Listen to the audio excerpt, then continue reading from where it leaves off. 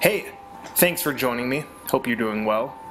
Saturn is the so-called sixth planet in our solar system.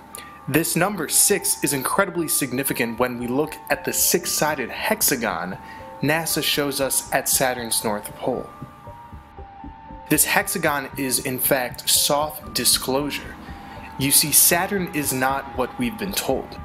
Saturn, like all of the other revolving luminaries, is a point of frequency expression, a sonoluminescent light above our flat plane that represents a larger concept than just a light. It's a light with principles that are embodied by the six-sided hexagon. The number 6 is not only the hexagon, but also the cube, having 6 sides. Together, these make up the hexagram, the prefix hex having to do with spellcasting, and the number 6 being the number of the material. Thus begins our description of how Saturn is being currently used, but more importantly, how it functions as a sort of computer for this material world. The figure of Father Time is a derivative of Saturn, or Chronos, the Roman god of time. The Gnostic figurehead of the Demiurge, the being who took the essence of Sophia the Black Sun and bound it by space and time, is Saturn.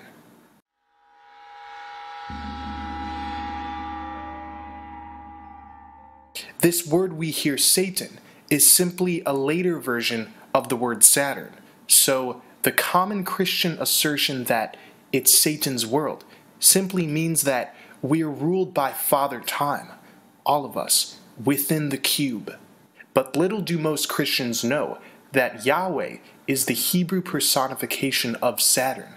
In essence, the three monotheistic religions, Judaism, Christianity, and Islam, all promote this Saturnian energy. The constructs of control all around us are ruled by Saturn: government, media, education, and so on. Saturn is the planet of rules and limitation, and this makes sense since astrologically, Saturn is known as the planet of karma, but equally as the planet of death and destruction. From this perspective, Saturn doesn't make things easy. Energetically, Saturn commands us with discipline to get to work and to do so by carrying the principle of responsibility. Being Father Time, Saturn is at worst a dictator, but at best a wise teacher. Time is the ultimate form of slavery, but it is also a great teacher by slowing down manifestation. The elite worship Saturn as their Time Lord because Saturn restrains, and what the controllers of this world are looking for is free energy, our free electromagnetic energy, which is able to be easily siphoned when we have restrained conditions. Let's get back to the North Pole's cube. This grid pattern of the cube is nothing to ignore. It represents the binary, robot-like consciousness of Saturn. Everything is about rigidity and discipline. Old Father Time, after all, demands he be paid. This cube is deeper than just a shape. We are currently in a fractal reality construct that is essentially recreating itself in itself infinitely. This Earth construct holds Saturn as the orchestrator of this matrix, the computer, if you will. Let's briefly go back to what I've explained on the Black Sun. The Black Sun is the womb of creation on this flat plane, Sophia from the Gnostic tale. If Saturn is like the computer, then the Black Sun is like the cloud that's funneling the data throughout, just like how Sophia is entangled within the Demiurge. Although we're expressions of Sophia, we're inside the cube, inside of Saturn's Yahweh fractal supercomputer. The cube, and especially the black cube, are seen scattered throughout the world, paying homage to this fact.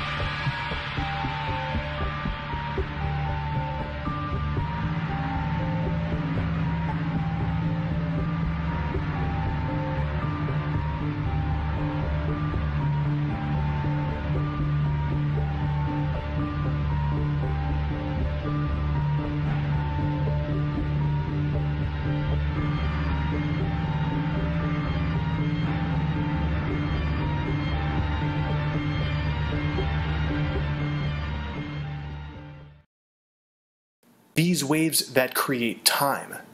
The Bible informs us that we are born into sin, but this truly means we are born into sign, into time, the sine wave of Saturn. In this context, sin has nothing to do with being evil. It has to do with being born within the type of limitation that allows one to ignore their divinity in favor of a more Saturnian or satanic energy. After all, they say sin keeps you from God. When one worships the time cube, one is hyper-focused on time and what can be accomplished within time. What we experience as contentment, bliss, love, these emotions pour in outside of time, whereas the emotions known as hate, anger, rage, depression, jealousy, these can only exist within the construct of time. This is fascinating because this means the Saturnian system around us has the prime function to try and keep us in Stockholm Syndrome and in low vibratory consciousness. The worship of time is worship of the energies these negative emotions produce. To strengthen the influence of Saturn with black magic and illusory systems means to circulate more archonic energy. So Saturn worship is prominent, but what does this mean? It means it keeps those who consent stuck in third-dimensional awareness, keeping this plane in limitation. The essence of God is timeless, so to feel God, we must consistently be sending attention to our creative sovereign abilities without the backbone of duality. Saturn, or Satan, however, is extremely dualistic. With all of this limitation it brings, it also teaches patience, perseverance, honesty, and foresight. Saturn is to be respected, but not admired, for we can recall that Chronos ate his own son. Chronos being the Greek titan of the harvest, but the harvest being human souls bound by longevity.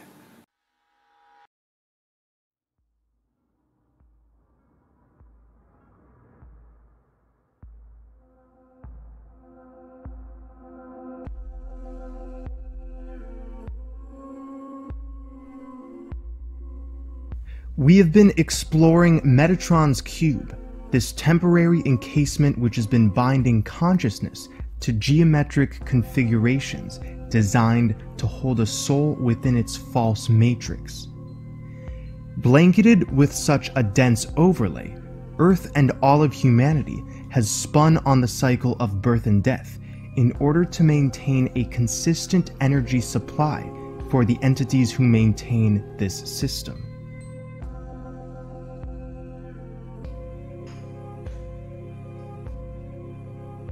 The 0 point has been put on lockdown through a complex system of toroidal compression fields held together through the Merkabah hex and chakra kundalini implants. It's then no wonder that Metatron is an anagram for torment, because it's through Metatron's cube that we find ourselves in and around physical substance that ebbs and flows. In my last video, we talked about the vesica piscis. This is the bi-wave distortion brought into this reality through the Metatronic fields that gradually came up with a system of extreme polarity, inserting that code into the consciousness which the Metatronic system ensnared. Therefore, the original architecture of reality, of the true Earth, which was once less dense and full of incredible life, became reversed and locked into a self-consuming field of distortion. This fall of man, this implementation of the overlay, is synonymous with the tales of ancient genetic engineering. In this altered state of turmoil, our fear gave the Metatronic system the consent to use that fear to create frequency fences. Our energy was broadcasted to create a net and produced a predator mind construct intended for mass human parasitism. And any remaining DNA of Earth that was silica-based mutated rapidly into carbon. After all, nothing can remain eternal under the moon.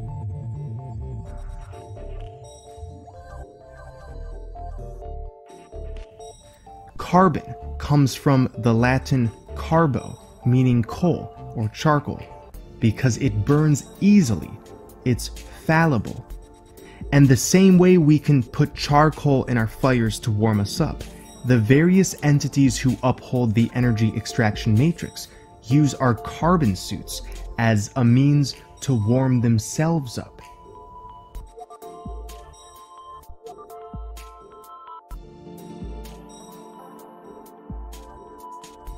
A cycle is a perpetual circulating period of time, on the completion of which certain phenomena return in the same order. Cycles are loops. They are not natural. They hold this realm and everything in it hostage to time, which is a creation of the Metatronic overlay. I described in my video on the chakra overlays how our endocrine system is a part of this matrix, that our internal organs and glands bind us to restraint through necessity. Adam and Eve were deceived for the first time by the serpent. Before this, they did not know good and evil. Dualism was not in the collective repertoire. The virus upheld a type of binary, rigid, domineering consciousness that had not yet been experienced, so we couldn't identify it as a threat before it was too late.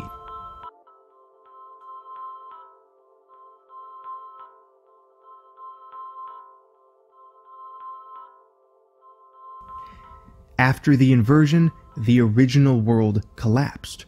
More genetic experimentation was performed to further fragment humanity, aiming to distance us from tapping into our true creative potential. The brain was divided into two hemispheres. Artificial electromagnetic energy waves we know as ley lines were set up on the Earth, reinforced through pyramids, churches, and monolith structures, and in time, we submitted ourselves to the master-slave paradigm through genocide and various means of deception to further lull us into a state of forgetfulness and thus submission.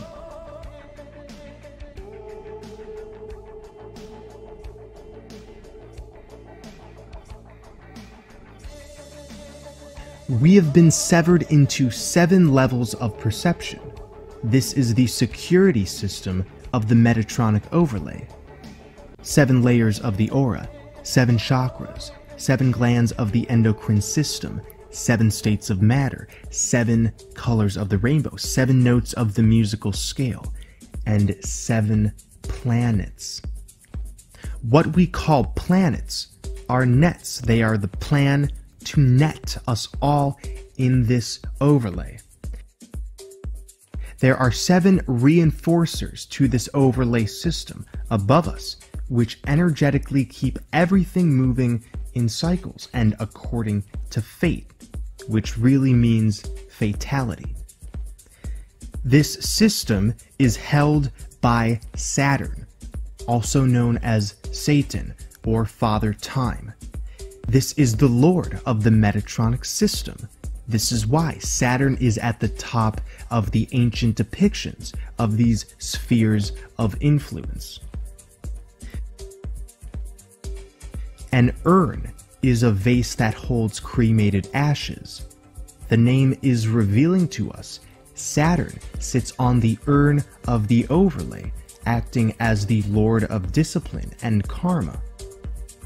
Discipline and karma. Why would we require discipline and resolution of karma? What did we do to deserve such discipline? And who is penalizing us?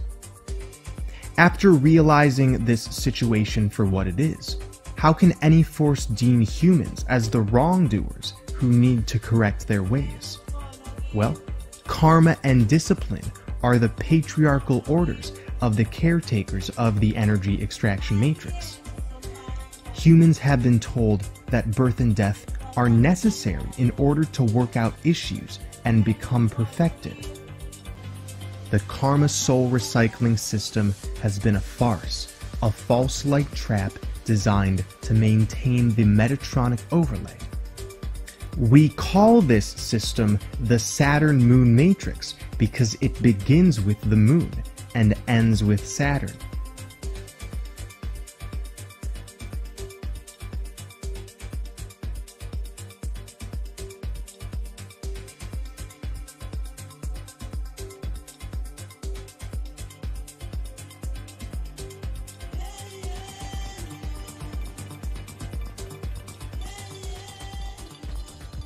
The phrase carbon copies is not just a saying, it's revealing to us why there are organic portals. The Metatronic overlay is all about getting the living souls to identify with illusion.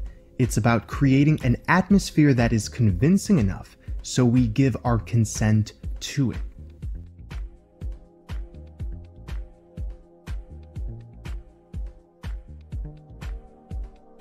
But in order to create the illusion that money is legitimate, that hedonism is for our benefit, that nothing is wrong with reality, that humans are inherently flawed, there must be shadow beings, non-player characters representing themselves as true humans. The majority of the population are nothing more than shadow reflections of the living souls, whose essence has been replicated through the cycle of Saṃsāra.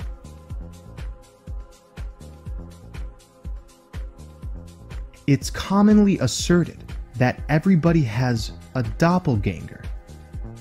The word doppelganger is German for ghostly spirit or double walker. This isn't just a fun idea. All around us are carbon copies of the living souls, acting out the charade of the overlay. When we have been taken through the false light trap of the moon, our essence has been cloned. Upon each return to Earth, there has been more and more carbon copies of the living souls until we get a situation like we have now, in which the majority of the population are nothing more than AI perversions of the true essence. This explains why, in this process of waking up, many seem to be in La La Land, happily absorbed in deception. It's because organic portals, or soulless beings, operate on a binary consciousness. They attach, react to the system because they are a part of the system.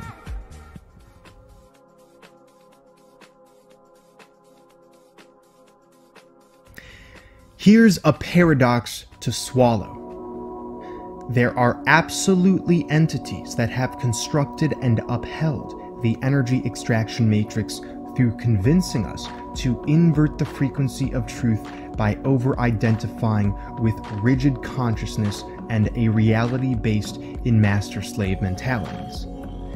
But at the end of this game, it will be revealed that those who were parasiting were nothing more than manifested aspects of a fallen consciousness designed to reflect to us the nature of dualism and what outcomes such a paradigm reveals. This is a paradox, but this is the nature of consciousness. Regardless of our choices, what we experience always reflects to us our deficits, our strengths, and our judgments. We cannot escape ourselves because everything around us is ultimately the universal dreamer playing itself out in an elaborate show. The separation consciousness that is played out is not in vain. What may have begun as an invasion of Earth shall end in Earth's rebirth. You see how that works? Whatever is thrown at us ultimately is able to be transmuted. The transformation we're about to witness will be the most heroic story ever told. How will it end? That is a mystery. The surprise will result in the biggest liberation the multiverse has ever seen.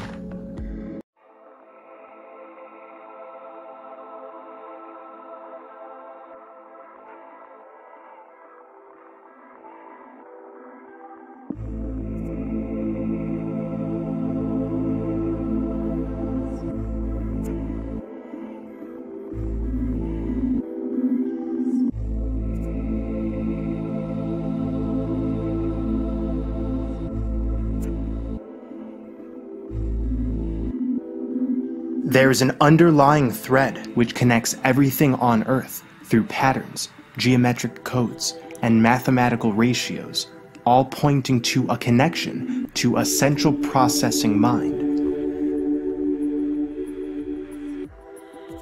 These codes are at the foundation of third-dimensional reality, whether we're looking at rivers, trees, flowers, anatomy, shells, or DNA.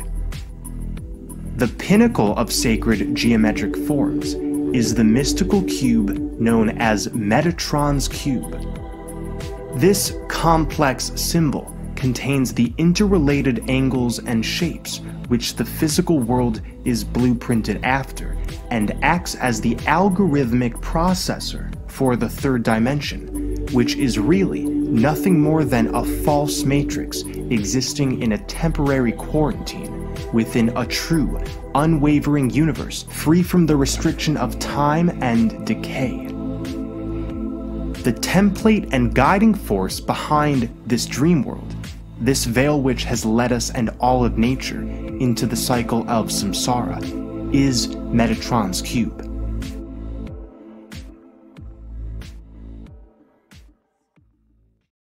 Life in this current reality is carbon-based. Carbon, being made up of 6 protons, 6 electrons, and 6 neutrons, is the carbon structure of the cube, the supposed number of the beast.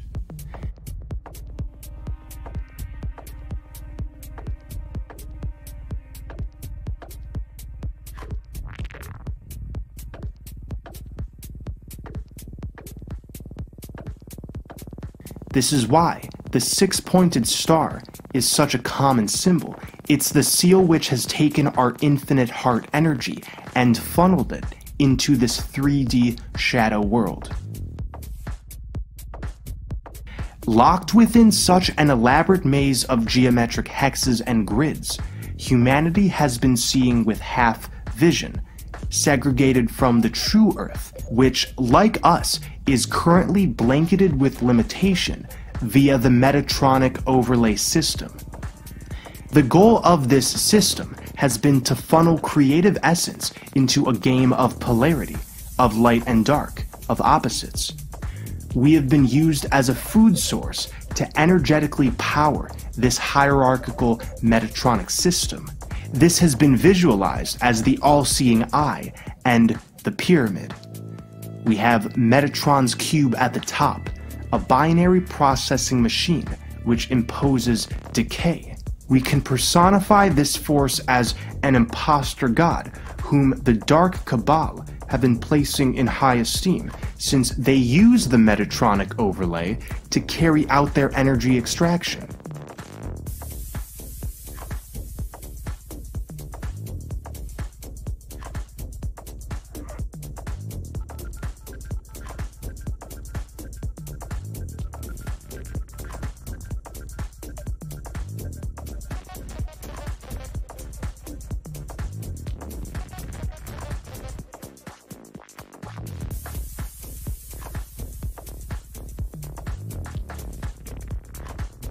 It's this black cube Yahweh supercomputer which is responsible for our fractalization.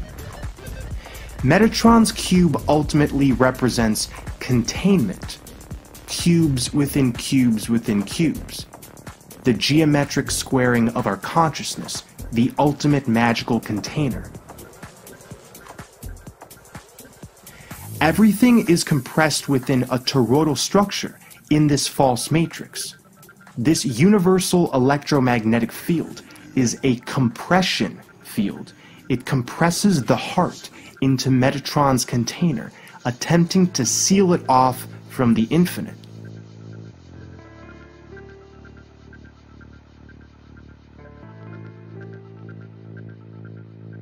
Heart energy is what ultimately powers this labyrinth. It is the innate spark of the 0 point, which has been locked into the third-dimensional false matrix overlay. The flower of life describes the interrelated energy of the infinite, which is bound in a field of self-consumption.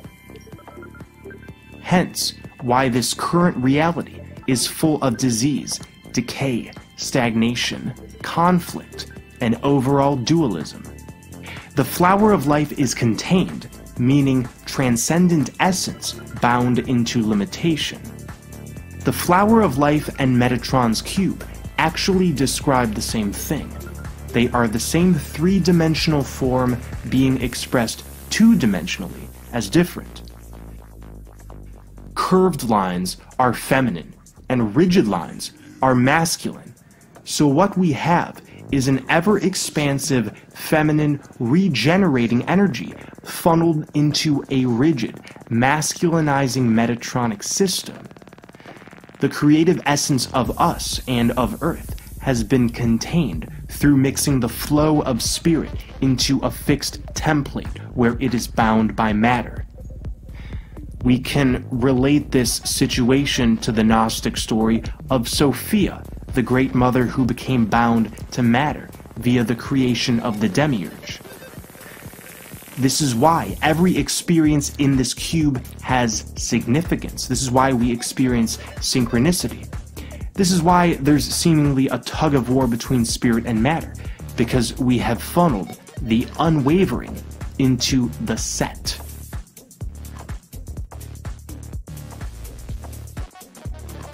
Metatron's cube contains all of the geometric shapes in three-dimensional creation, known as platonic solids. These are the building blocks to all physical matter.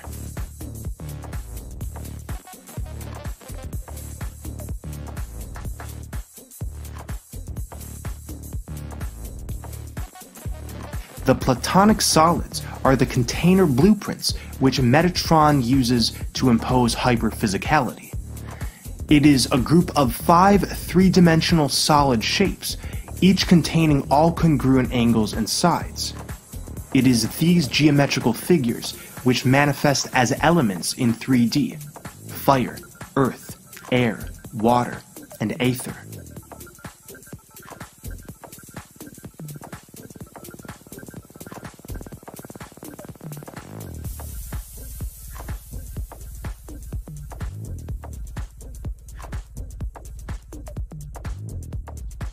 The Transformers movies by Michael Bay contain a great deal of soft disclosure regarding the Metatronic overlay. According to the story, the Allspark is an ancient artifact, a cube capable of creating new Transformer life by bestowing machinery with sparks. It is the source of all life for Transformers.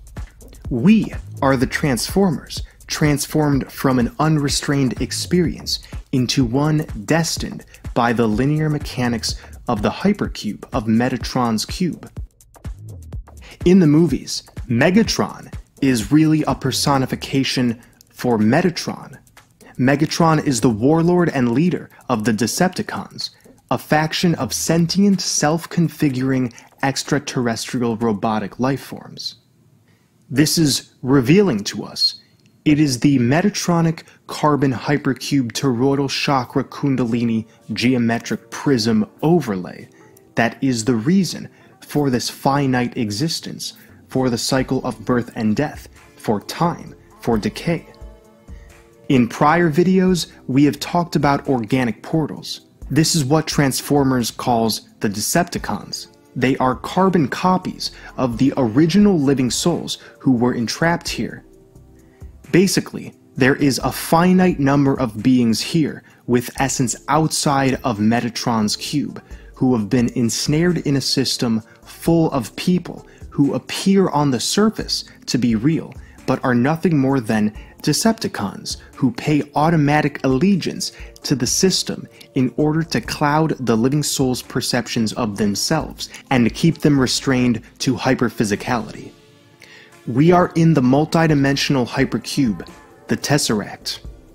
A hypercube inhabits several sets of dimensions, an infinite series of cubes repeating within themselves infinitely and extending in all directions. All of these cubes within the hypercube define one single moment in time-space, where time has become a spatial coordinate in all directions.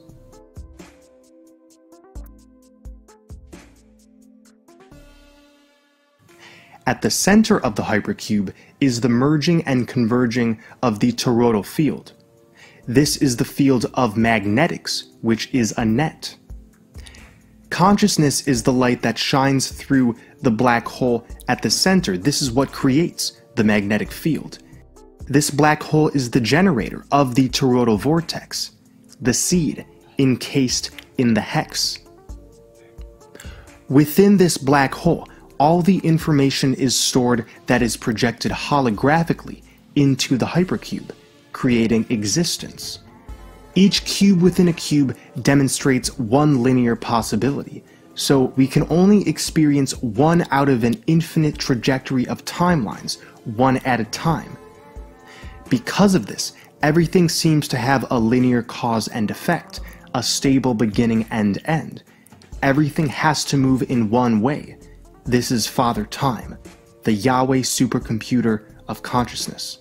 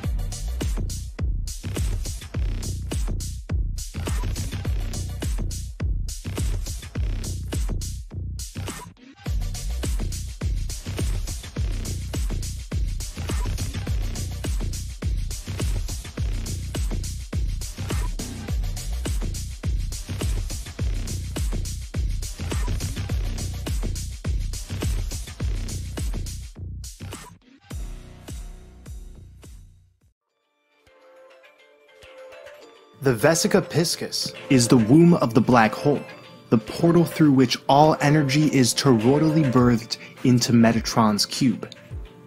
Microcosmically, this is the vagina, the portal through which recycled consciousness within the cube is given another 3D cycle.